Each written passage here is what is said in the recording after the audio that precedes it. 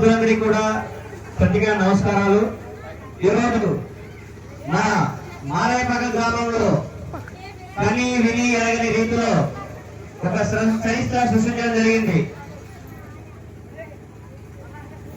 అదేమిటంటే ఎప్పుడు కూడా మన గ్రామంలో ఇంత పెద్ద ఆలయం కట్టడం, ఆ ఆలయానికి 3 రోజుల నుండి కూడా నిర్విరామంగా యాగాలు పూజలు చేయడం జరిగింది.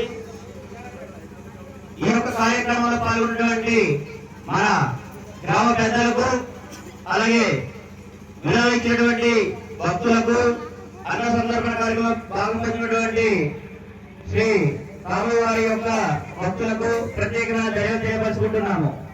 అయితే ఈరోజు మన రామాలయంలో ప్రతిష్ఠ చేసినటువంటి శిల విగ్రహదాతలు హైందవ వీర ఆర్మీ మనకి ఈ యొక్క శిలా విగ్రహాన్ని దానం ద్వారా సత్కరించడం జరిగింది. వారికి మేము ఎల్లప్పుడూ కూడా మా భక్తుల తరఫున ఎప్పుడు మేము రుణపడి ఉంటాము. సో ఇక్కడ వారు కూడా వరప్రసాద్ గారు ఆయన కొన్ని విషయాలు మన హిందూ ధర్మానికి సంబంధించి కొన్ని ముఖ్యమైన విషయాలు తెలియపరుస్తారు. జై శ్రీరామ్.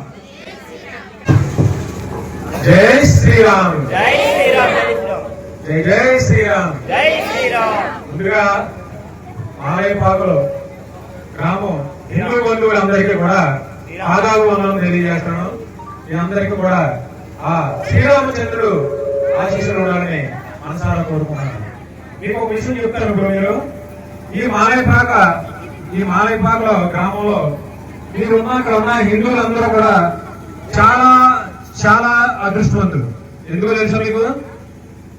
ఎందుకు తెలుసా? ఇంకా మనం హిందువులుగా ఉన్నాం కాబట్టి.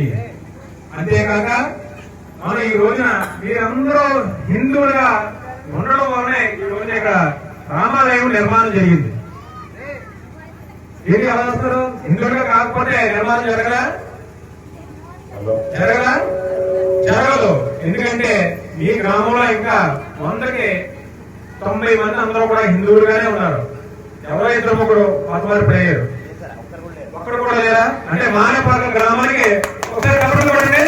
మారాయపాక గ్రామానికి ఒక్క మతమార్పు లేరు, ఒక్క క్రైస్తవం కూడా లేరు, ఒక్క చర్చ్ కూడా లేదు. అందరూ కూడా పూర్తిగా హిందువులే.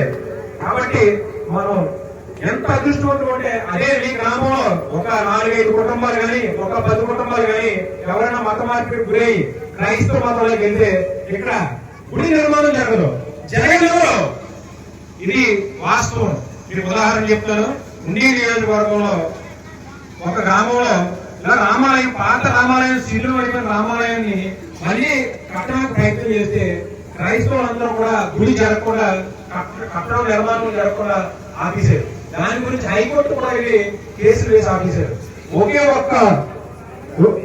ఒకే ఒక్క నాయకుడు, ఒక రాజకీయ నాయకుడు, ఆయన మన సభాపతి లోక్ స్పీకర్ త్రిపుర గారు చేశారు, రఘురామకృష్ణరాజు గారు. ఆయన ఒక్కరు నిలబడి అక్కడ ఉండి నియోజకవర్గంలో ఆయన గుడి కట్టిస్తున్నారు రామాలయం.